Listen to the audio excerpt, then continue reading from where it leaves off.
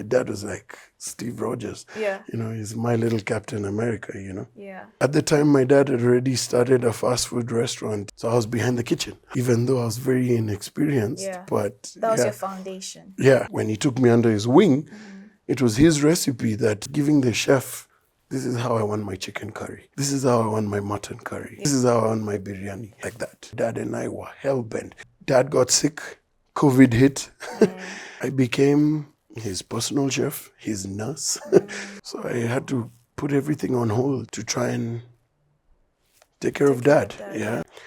We joined forces as a family. He passed on 2.5 years ago.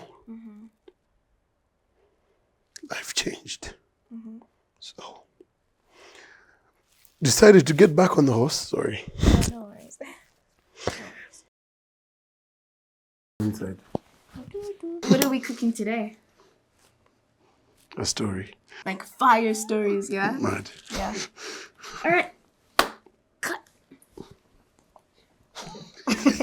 We've got Chef Cardo in the house. You can say your full name. Hi. My name is John Cardovillis. And yeah, I'm a chef. For how many years? Wow. 21 years this month, actually. Oh, wow. So yeah. When you started, I was 11 years old. Yeah, so okay. homie has a lot of experience. Introduce us into when you had that spark for food and cooking.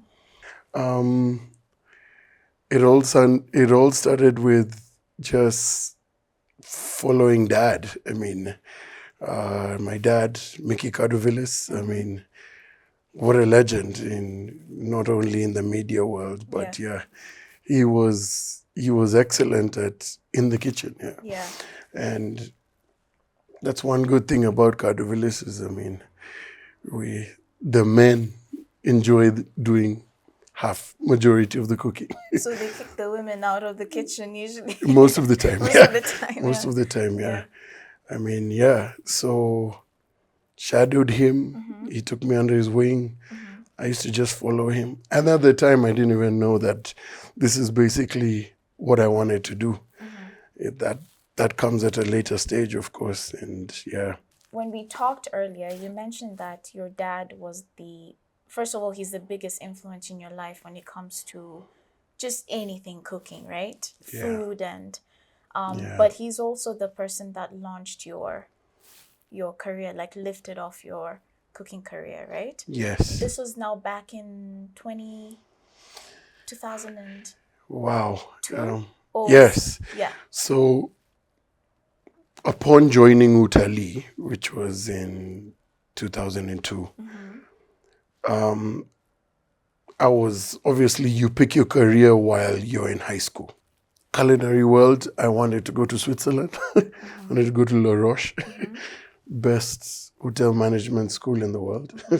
Again, it wasn't cheaper than UCT. I said, oh God, more sacrifices. So I'm like, yeah. Then I just picked Utali. So at the time, Utali was third best in Africa. Yeah. Second best in Africa, fourth or fifth best in the world, actually. Because the Swiss were right in there, and they had basically the courses were up there with top notch. So yeah, learning from the best. When I joined Utali, I started with hotel management. Then a few months into the course, they gave me the option to change. So I switched to food production. Yeah. Okay. So yeah, did that. And then that's basically where my career took off, and then worked in various hotels. So from there, what was the first hotel that you don't have to mention if you don't need to, but... Why not? Yeah? Yeah, Okay. I'm proud of it, actually. Okay. It's what made me me. Yeah. So yeah, upon exiting, I went to the coast. I worked for White Sands Resort. That was the first... That was the first one, yeah. Okay. So cycling to work, you got sunburn those days. I didn't even know what sunscreen was. Yeah. I was like, you didn't even know which one to buy. Yeah. So I'm like, my sister was guiding me, you must get UV this one, blah, blah, blah. Because, yeah, now you're standing there, it's sweltering, you're grilling up, and you're there, you have to keep it cool because you're in front of guests. But yeah, I was burning. It was crazy. And Yeah. how long were you in White Sands for? 4 to 5, yeah, about 5 months, yeah. 5 months. Give or take, Okay, yeah. and then you came back to Nairobi. Came back to Nairobi. And then what happened So at the time, my dad had already started a fast food restaurant in Nairobi, Yeah. not too far off the city market, okay? So him and his partners, they had invested in that, and they're like, oh, you know what?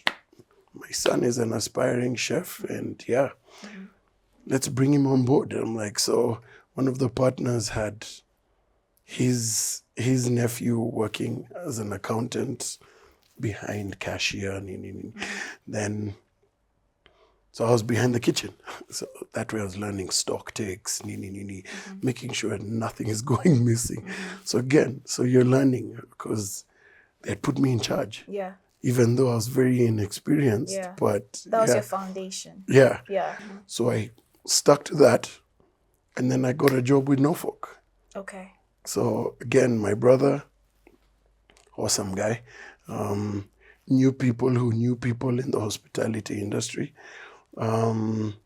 introduced me to a guy who literally just changed my career. I went, the Norfolk became under Fairmont. They moved out from Londra Hotels.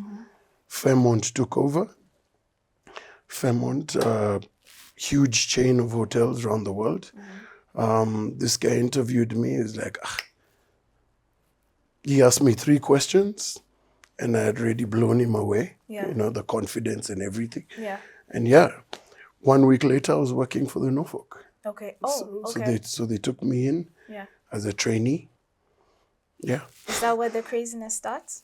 Oh yeah, man. I mean, where do I begin? I'm like 2 years as a trainee. Yeah, salary was, man. I was earning 9,500 shillings a month. And then I became a dad. So that was not working for me, my son. So had to change careers. Okay. So I'm like, just when I joined Norfolk, I became a dad. Okay. So I had to work my ass off. I was patient for 2 years as a trainee. Okay, so you changed careers to what? No. So I changed jobs. Oh, you changed jobs. I had to look for greener pastures because that salary was not sufficient. And that 9,500 was being taxed. You know, I became a dad 3 months into that. So about a year and 7 months, I was just, I'm so grateful for my parents. Yeah. I'm like living off them. They took care of the little man. So, but it reached a point where I had to chase greener pastures for him. Yeah. It wasn't even for me. So in the kitchen, I was running the associate department. I was doing pizzas, steaks, and everything. Basically, your main meals. So I was running kitchens as a trainee by myself. I mean, I had become so confident, and as a trainee. Yeah. So I was doing stuff that, let's say, a chef de partie, which is 2 ranks above.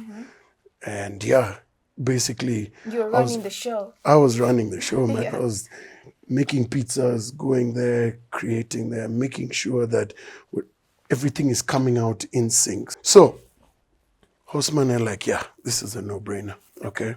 So they brought me in, and I worked for them. We're running things there nicely, moving on very nicely, swiftly. I mean, it wasn't as busy and fast-paced as the Norfolk, because the Norfolk were doing 150 to almost 200 covers for a lunchtime. Wow. Okay, that's plate service, fine dining, you know, so obviously it's slower. They were very busy during weekends because it used to be a party zone, right? So what did you prefer? The fast pace or the slow pace? Oh no, the fast pace any day, because I was at my prime, you know. It's challenging. So I'm like, right? So I'm like, shifts were flying like this. I'm like, when there's hardly any work, during the week or during the daytime, time doesn't move, you know. I was there for a couple of months, yeah, until got a better job, moved to a better restaurant, actually. So, yeah. In Nairobi still? Just after post-election violence, actually. When the dust had settled, I instantly got a job. And yeah, where did I move to? I'm sure that's your next question. Yes. Where did you go? Yeah, so I moved to the Steve's Steakhouse at the racecourse. Okay. Okay. So Steve's Steakhouse he was running two entities. The restaurant, yes, pretty busy on weekends from Friday to Sunday. But his outside catering firm was just basically everyone who wanted good, proper dining cuisine outside. We set up, and we was the Coconut Restaurant. And that just paved the way. So it was just showing me basically, I can do this, you know? Yeah. And I'm like, outside catering, and I'm like, this is the breadwinner, because there's not too many outside catering. There's many restaurants in Kenya. And then, so from the time you started to this point forth, there hasn't been any negative like experiences that would deter you from like, let me pick a few incidents, right? Yeah. So way back when you join Utali, they take you to an IFP program. So I was taken to Safari Park Hotel. Okay. So I was doing hotel management. So you had to go through every department in the hotel. So you spend a week in front office, a week in the kitchen, a week at housekeeping, a week at F&B service, and a week at... So one of my nastiest experiences, and I'm just joining the career, right? Yeah. I'll never forget this guy. I forget his name, but tall supervisor. I've worked. I served this big table. At the same time, Tevin Campbell was staying with us at Safari Park Hotel. And I think these guys had come for his show because he was performing there, right? And yeah, served them so well. I'm like, boom. As I was clearing and they've settled the bill, they left this huge ass tip on the table. I'm like, they're so grateful. Thank you very much. So at that time I was ready holding their plates. I'm doing clearance, right? I've taken the plates and I'm coming back, and I see this supervisor reaching over, and he took my entire tip. How much do you think it was? So I'm like, there's just these notes, green notes. And I was just like, yeah. I'm like, I think all of them, though, I had served a table of about 22 people. And I'm like, geez, man. So I think they had all put a little for this guy, you know. And then I'm like, yeah, this guy came, opened that pamphlet, you know, that where the bill comes in. Yeah. And he put it in his pocket. So I'm thinking, okay, he's going to share with me later. No. He never shared a dime. He did nothing. I'm like, even if he helped me, I would understand, okay. But again. So would this happen? Would this recur often? I mean, that happened to me, and I'm just like, okay, decision made. I am not going to work in F&B service ever again. Yeah. Also, as a trainee, you join in, you put in a very dark room, and you're told, we need this ready for lunch. 2 full sacks of skooma chop.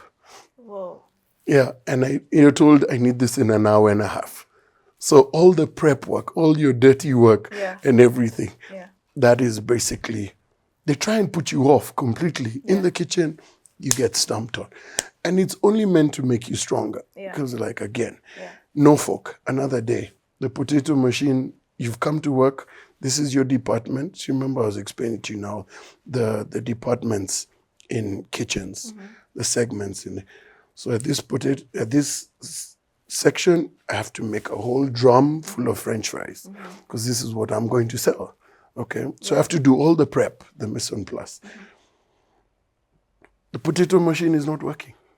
So now? And there's 2 gunias there waiting. I had to peel by hand and finish by the time they start. So I whipped out my peeler and I started shaving. I was there with the machine, it takes you an hour, 15 minutes. I was there, world record time, 2 hours, 10 minutes actually. 2 sacks of potatoes. Whoa. I became a machine after that because I'm like, I always prepared myself. If that machine is not working, the potato thing, Yeah. because you have to peel, you have to remove all the eyes from our Kenyan Question, potato. how was the interactions between you and other trainees? Like, was there a No, it lot was of... amazing. We were friends. Ah, You okay, so stick there's together. camaraderie. It's a community. So fast forward to now when you're running these two entities. Yeah. So Outside catering. Yeah. the outside catering. So And the restaurant. Yeah. and the restaurant. So how long were you there for? About 3.5 years. Okay. Yeah. So it was one of my longest stints. Yeah. Pushed. I mean, I even reached a point where I was bringing him caterings and I was making a commission. So I was becoming like a small-time director because now I started marketing. Steve Oz is not getting younger. And I decided, okay, let's help him out. I mean, the more work he gets, the busier we get. Yeah. So I learned how to go out there, sit down with corporate clients and bring in a few caterings. I brought him a couple of weddings, a few corporate clients, one-offs. And then there was one time I'm like, you've reached a stage where I brought him 2 weddings and then he failed to pay commission. So now you're breaking contract. I'm like, because now we've signed new contracts, And I'm like, I was meant to earn my 15% from your profits. Yeah. So he refused. He backed out of that. Yeah. And I brought him my brother's wedding. And I'm like, he handled that. Okay. I'm like, obviously I was in my brother's lineup, so I couldn't. But I created the menu. I did everything. I convinced my I convinced my family we gotta go with the coconut restaurant. So my dad and I sat across from him, and I'm like, My dad told him, I don't want you to give me a discount. I want you to pay my son a commission. I will pay you so you can pay my son. Yeah. What a brilliant guy, Yeah. My dad was like Steve Rogers. Yeah. He's my little Captain America, Yeah. So it's like, what would you charge me for this menu? My son has created the menu. He told him, okay, I'll charge you 1,200, Bob. He's like, okay, if I pay you 1,300, are you going to give my son? And I never saw a dime.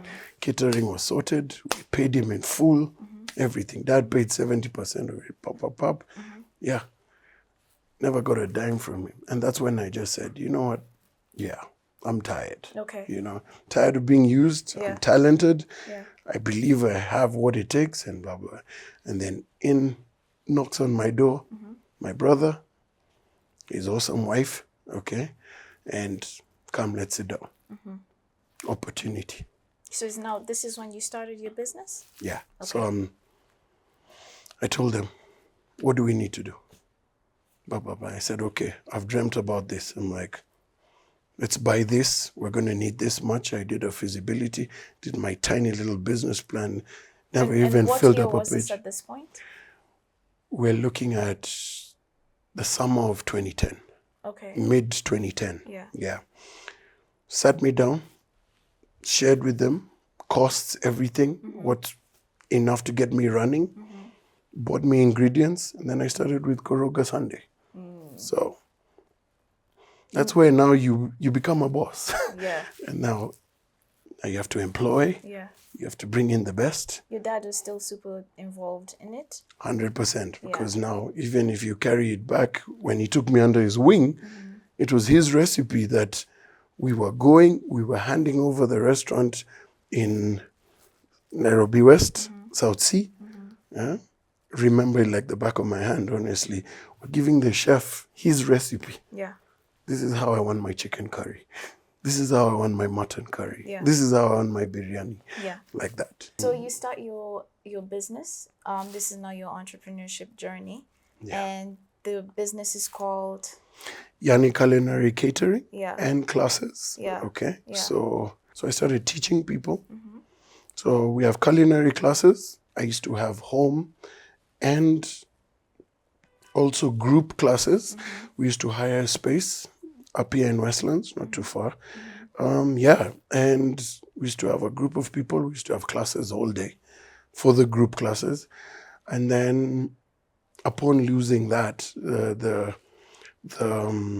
space, because again, when somebody sees you're doing very well, politics checks in. I'm like, What happened? they went, okay, we had no problem. We were paying rent. We were paying for toilet use and the water use and everything. Then they wanted to started charging us electricity and other things. Oh, just hiking And they were things up. hiking things up. That's when I said, I need to find a new establishment. So I did my homework, and it never became feasible for us how much we were charging our clients and renting my own space, Yeah.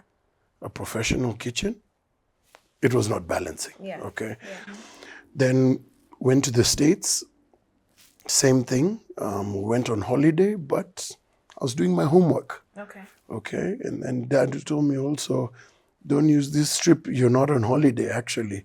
Let's turn it into an opportunity, find out what we need. Because at that time now, Dad and I were hell-bent.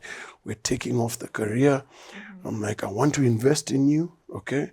So we're looking at food truck options, things like that.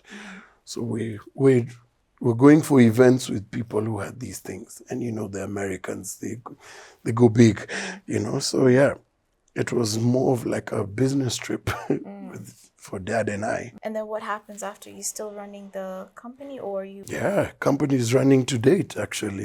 Okay. To date, yeah. Yeah. So that has never stopped. Go back a few years back. I mean, sad moments. I mean, Dad got sick. COVID hit.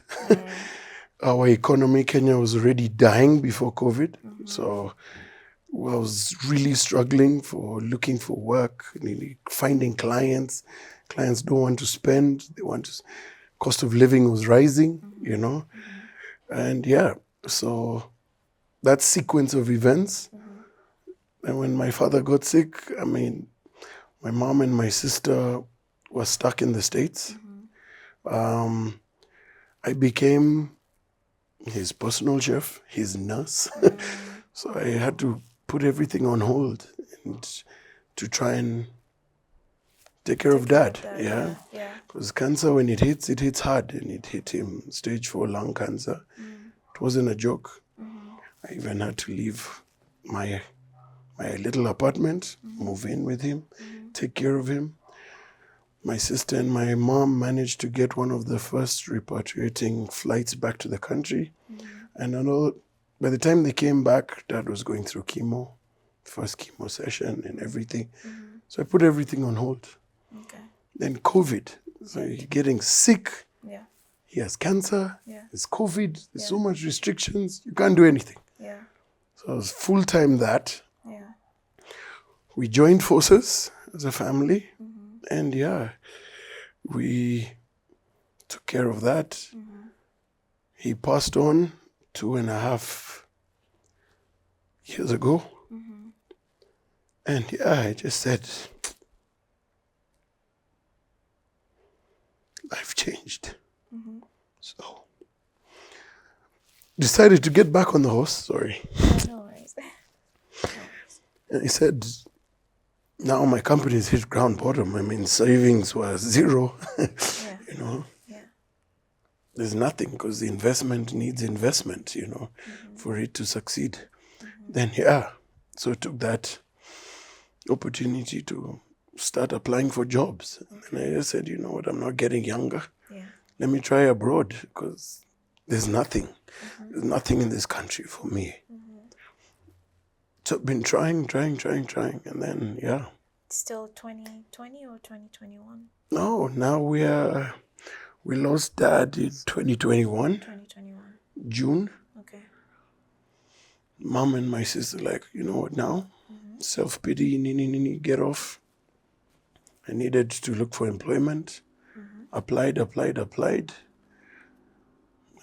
Endless applications, a year, even while Dad was still sick, while he was still with us, I was still applying. And then I approached a former friend who had employed me earlier. Yeah. He was a director now, so he employed me at the Brazilian restaurant in Edu's Bar in Lavington. So that opened, that paved. So my consulting came in. I went in, I was training their chefs, bringing in new chefs, new ideas, fix the food cost, everything. Like, ran some big caterings. Then they give me a 6-month contract. That contract finished. I'm like, they were asking me to join them on a full-term basis. And I'm like, okay, go on, talk my language, money-wise, you know. And I looked at it, I did my work, I did my about 2 months of negotiation, and yeah, we couldn't reach a general consensus. Okay. By that time, I was already applying for other jobs. And then Nigeria called me. Lagos. Lagos. Okay. I didn't even blink. I was just You like, just went. I'm going. Yeah. You know. Yeah. Upon landing there was quite an experience actually at the airport. What happened? I'm like, oh my God, we landed. I'm just like, oh my God, I can't believe this is an international airport. Like, nothing to be behold of. Honestly, this is like food courts, but the food courts look like kiosks. I'm like, I don't know. Yeah. I don't know what they're doing at that Mustafa Mutala airport, honestly. Yeah. I'm just like, people are sleeping on the sides. I'm like, it's 10:15 in the night. You've landed. I never got my visa until 4 a.m. I was there for 6-7 hours. All Kenyans, all these foreigners sitting there for many hours. There's a problem with the system. Computers are not working. Internet is dead. There's no communication. People are worried, you know. So we sat. Thank God I knew a couple of Kenyans there. Finally, the next day, we've arrived. The sun is coming out. I've rocked up at the Marriott. I've met HR. She's like, okay, you have 2 options. You're either, let me give you 2 options. You're either going to stay in an apartment not too far off from here, 5-minute drive, or you can stay in the premises. There's a chef's quarters at the top. So she failed to mention that the apartment I'll be sharing with her. I said, thanks. I'll stay at the hotel, you know. I need my space, you know. So I'm like, yeah, I'm not going to stay in a total stranger's house. Nice apartment. I mean, it's 3-bedroom. It's huge. It's spacious. Yeah. But I was asking myself, do I really need I tried staying with a girl. You know, it didn't work. If it didn't work with me and my girlfriend, how is it going to work with a stranger? Yeah. Like, nah, I don't do that, no. So I picked that one, picked my luggages. They moved me in there. First week, awesome. Second week, awesome. Third week, awesome. You're learning their culture. You're learning, yeah, because you need to learn their cuisine. So you're in Lagos for how long? 7 months. 7 months. Yeah. Was it, I'm sure you had some challenges there. Yes. And you told me it's part of the reason why you came back? Yes. What happened? So from the beginning, I was always told, okay, yeah, you're going to a foreign country, blah, blah, blah. Make sure everything is set. Contracts are signed. Keep copy. My mom always, and I thank her endlessly for this, keep account of everything. You know, trained accountant by profession, you know. So she trained us well. Where did the challenges begin? From day one, they took my passport. And did what with it? So apparently they retain it. And now it took a month and a half, and they're just asking. I rocked up. I asked the director, his wife, running it, what is it in holding my passport? I want my passport. Yeah. Because I can't even walk outside the establishment. Yeah, without one. Without identification. Because that's my only piece of identification. And it's like, don't lie to me. Just tell me. It's like, okay, yes. You've got us. Your visa is taking longer than expected, and it says at the registrar's office and blah, blah, blah, blah. I went up to the wife's office and I'm like, there is still no work permit here because according to this now, I am working in your country illegally, you know? Yeah. So one day, I think somebody had told him, listen, chef is asking some serious, determined questions here. So he called me down to the lobby and he's like, look, this is the process. This is why it's taking long. This, and this. We're approaching an election, blah, blah, blah, to get this guy. This guy has been changed from the cabinet, blah, blah, blah, blah, blah, blah.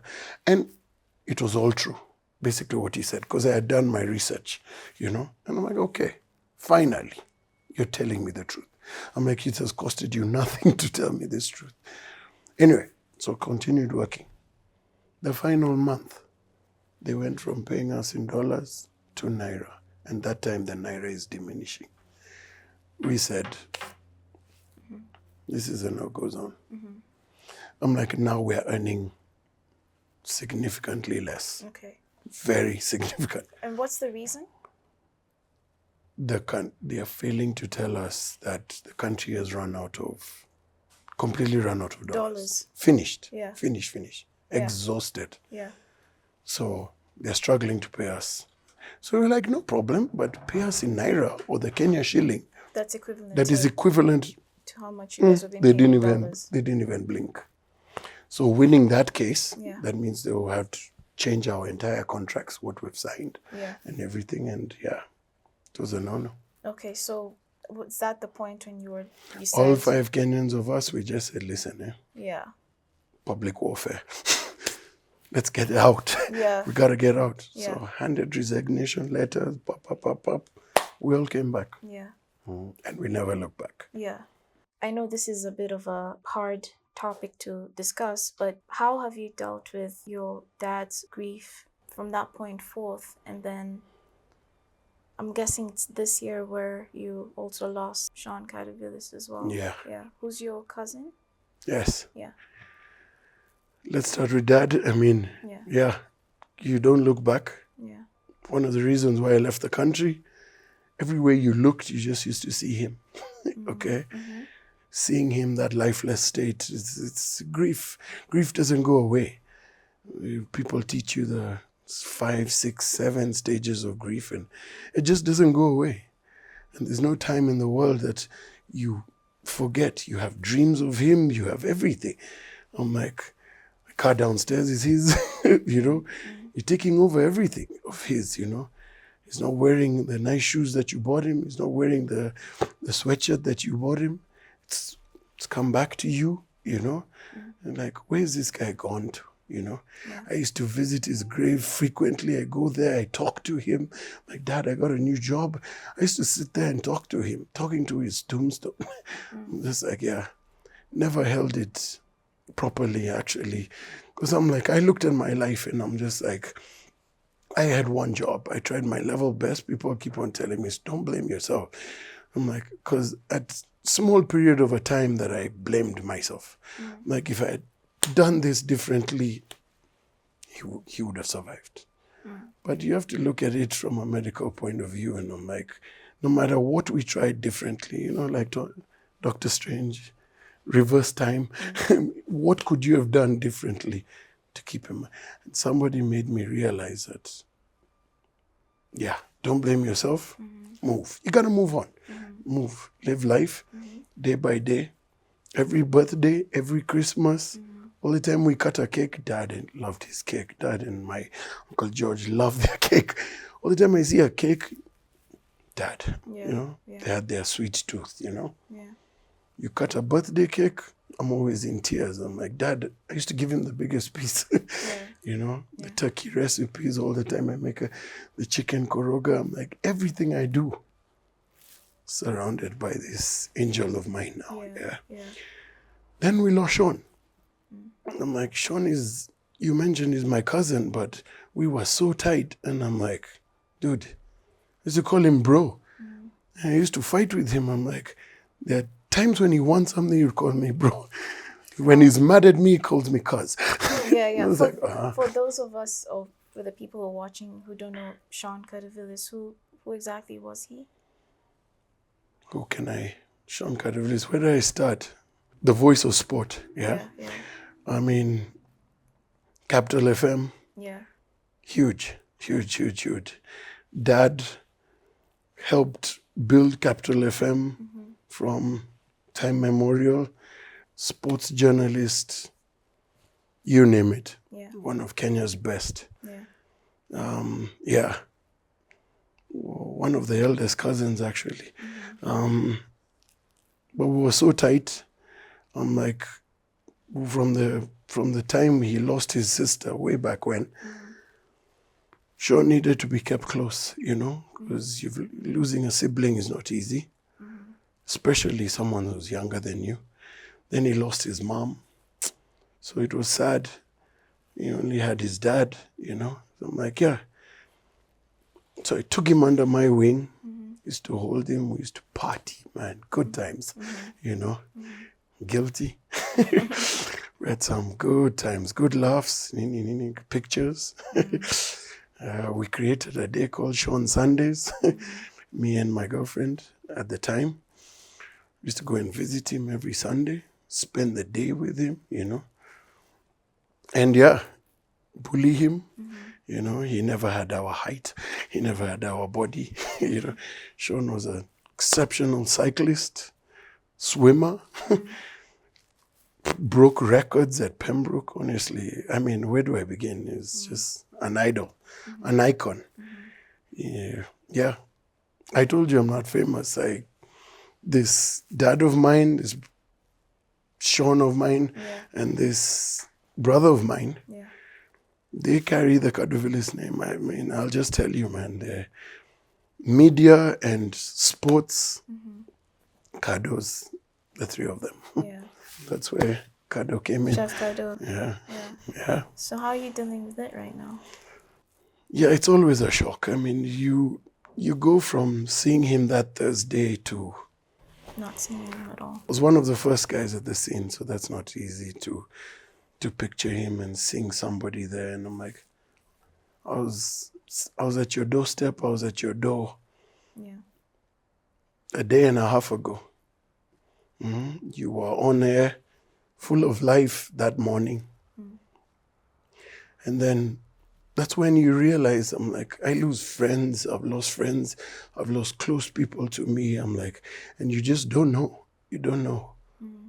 When is the last time you're going to be sitting and talking to that person? Because, cherish those memories, take those pictures, because now all of a sudden you're creating I hate that program. That program carries all the memories, and that's all you have. You have nothing but memories. So it's not been easy. I mean, Dad, yes, 2.5 years. Then now Sean. Straight after Sean, I lost like a brother figure also. Rugby boy, Edward. So it's been a rough month. Okay. 2 months. Yeah. Sorry. It's okay. You're resilient. Are my we friend. No. We're almost done. But oh man, I can say you're quite resilient. You really are, John. Thanks. Yeah, you're very resilient, and even after all the stuff you've been through, like, you still carry that hope, and it hasn't tainted your heart. We were talking about it with Giddy, and we were just saying, like, you're amazing. Anyway, so you're telling me about the Christmas turkey that you're resuming this year. Yeah. You do it every Christmas. Tell me more about that. Yeah. Again. Thank you, Dad. Carried under the wing. Yeah.